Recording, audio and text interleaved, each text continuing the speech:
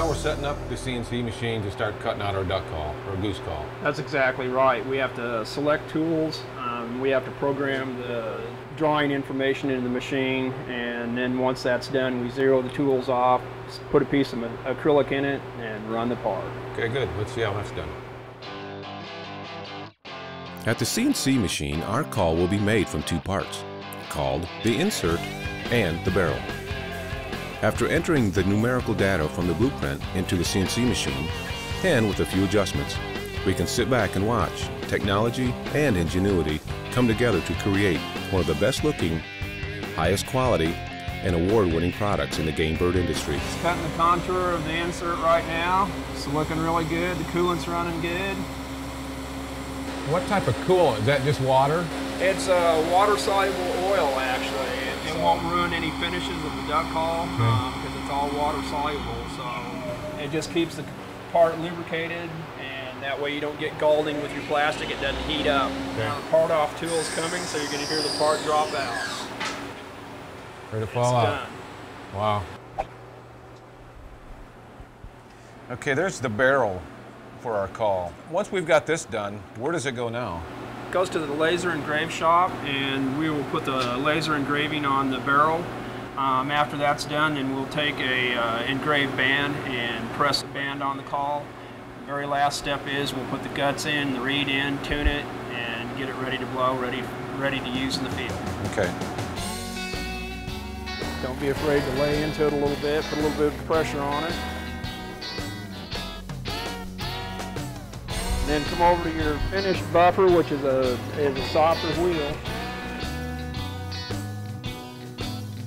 And we're just going to spin it on the buffing wheel, and we're going to polish the inside up so it looks as good as the outside. And you're just kind of holding your hand on it so it doesn't fly off there. Well, now that we've got it all polished and looking clean, we're going to do the barrel as well. And that one you don't have to go super. It's an opaque material, so we don't have to polish the inside clear. On the clear barrels, you have to go through the same process as you did with the clear insert and polish inside and outside. Okay. So next step is we're going to engrave this with your logo. We're going to go to the laser engraver. We're going to put it on a CO2 laser, and we'll engrave the logo on it, and then we'll press the band on it, tune it, and it'll be a done product. Good.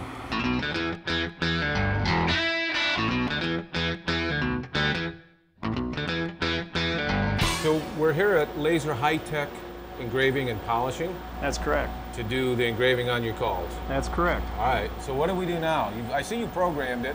Now it's ready to go into the engraver.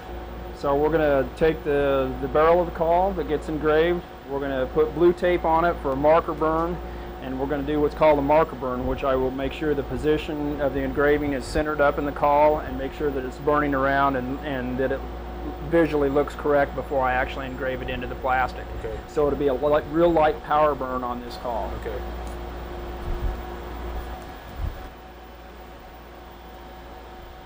Basically, I've got the power turned down real low, and we're just going to do a marker burn. So I'm just hitting the go button now. It's already been positioned.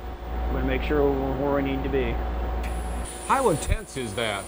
That's just a light, right? It's just a CO2 laser engraving. It's just a light beam going across, and it's cooled with CO2 so it doesn't burn the plastic. Okay. You can see we're a little bit low, so we'll just reposition up about 80 thousandths, and then we'll be ready to burn the call. So now we've done our test. You've done a micro adjustment to it, and it's ready to go. It's ready to go, so you just have to pick it up, put it on the mandrel, make sure it's pressed against there tight, and we'll turn it on and rock and roll.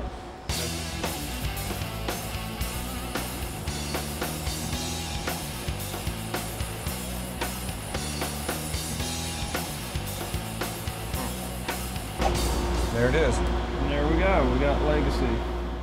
We head back to Legacy Outdoors, where Jacob, or a qualified personnel, will hand assemble and tune the guts of the call. Assembly of the guts, a term coined by the industry, consists of a tone board and a wedge, a reed, and a few O-rings. If the call is used a lot and the O-rings wear, they can simply be replaced at any local hardware store, making it simple for any sportsman to keep their call in optimal working order.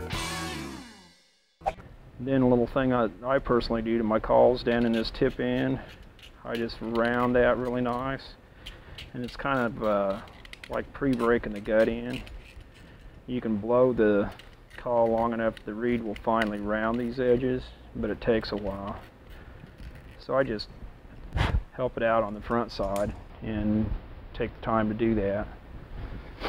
And in the industry with collars, they say that's what's called putting feathers on it. It just makes it sound more goosey. Okay. Just makes it operate nicer. Anybody that's a good goose collar, once they break their guts in, you can't get their guts away from them because they sound so much better. I hate when my guts get broke in. Folks at home, this is what they call guts. This is actually the terminology of... Actually is a tone board, which is the bottom part that's longer, and then a wedge. Yeah. And the wedge keeps pressure down on the reed so it stays in place. Okay. And then you get to put O-rings in the O-ring groove so the caul doesn't blow air by it, so it holds air in. It doesn't blow air past the barrel. Next part is just seeing if I got it tuned where it needs to be yet.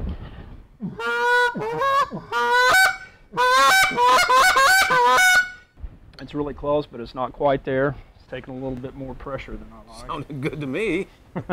So we're just gonna take a little bit off this and make it, the reed lay a little bit flatter. It'll make it a little easier to blow, and I mean it's just a few thousandths. It will make all the difference in the world. We're also gonna shave it just a little bit, and that just means we're gonna make the reed a little bit thinner on the tip